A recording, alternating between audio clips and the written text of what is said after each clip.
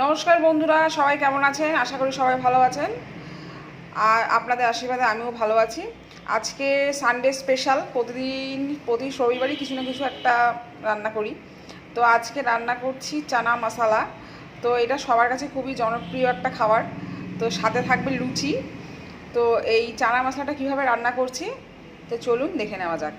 মশলা রান্না করার জন্য আমি আগের দিনকে কাবলি ছোলাগুলোকে ভিজিয়ে রেখেছিলাম। এটা ভালো করে ধুয়ে নিয়েছি।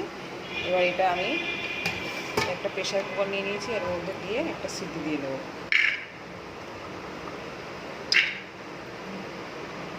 চানা মশলাগুলো দিয়ে দিয়েছি, এর মধ্যে এবার দিয়ে দেবো জল, দিয়ে দেবো সামান্য হলুদ, আর দেবো লবণ দিয়ে এবার এটা আমি প্রেশারে সেদ্ধ করে নেবো। আমি চানা মশলাটা সেদ্ধ করে নিয়েছি প্রেশার কুকারে। আর এর জন্য যা যা মশলা লাগবে তা হলো পেঁয়াজ কুচি নিয়েছি, লঙ্কা নিয়েছি, আদা নিয়েছি, রসুন নিয়েছি, আর হচ্ছে টমেটো কুচি। আদা রসুনটাকে আমি মিক্সারে পেস্ট করে নেব। আমি আদা রসুন টমেটো কাঁচা লঙ্কা একসাথে পেস্ট করে নিয়েছি। তেল দিয়ে দিয়েছি, এর মধ্যে দিয়ে দেবো দুটো শুকনো লঙ্কা, দেবো গোটা জিরে,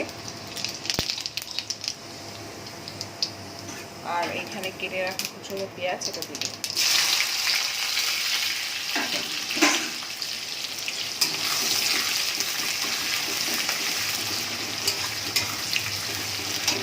পেঁয়াজটা ভালো করে ভেজে নিতে হবে। পেঁয়াজটা ভালো করে ভাজার জন্য দিয়ে দেবো একটু সামান্য লবণ।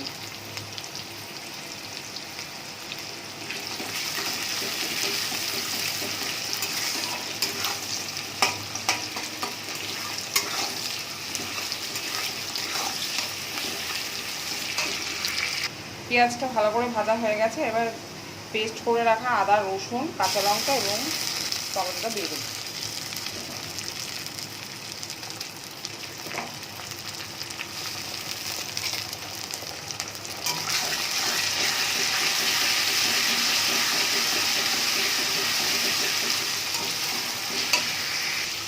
মশলাটা ভালো করে ভেজে নিতে হবে।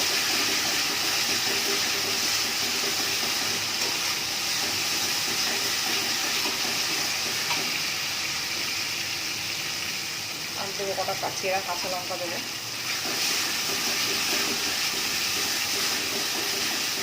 আমার ভালো করে ভাজা হয়ে গেছে, দেখুন তেল ছেড়ে গেছে।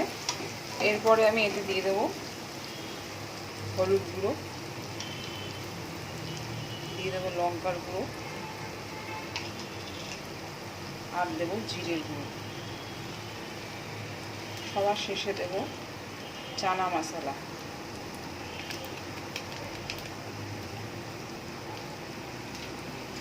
এবার এটাকে ভালো করে কষিয়ে দেবো।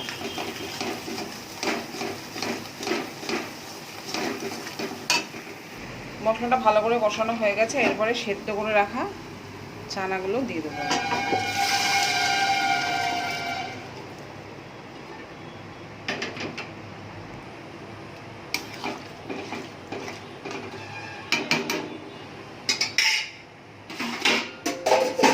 এবার এটা ঢেকে দেবো 10 মিনিটের জন্য।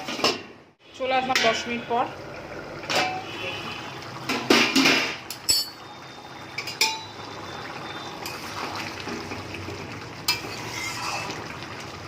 তৈরি হয়ে গেছে আমার চানা মশলা।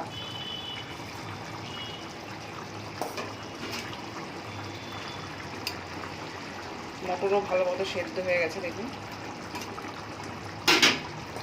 সবার শেষে কাসুরি মেথি গুঁড়ো করে রেখেছিলাম, এটা দিয়ে নামিয়ে নেব।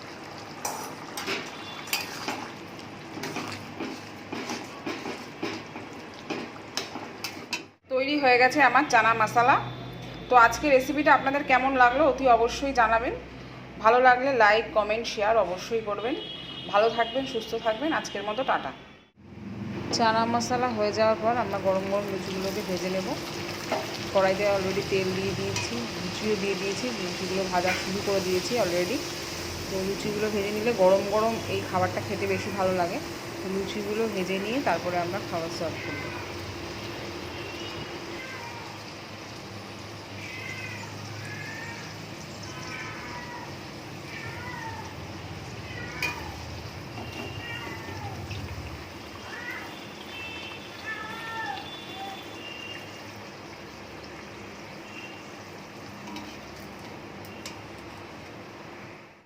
লুচি অ্যান্ড চানা।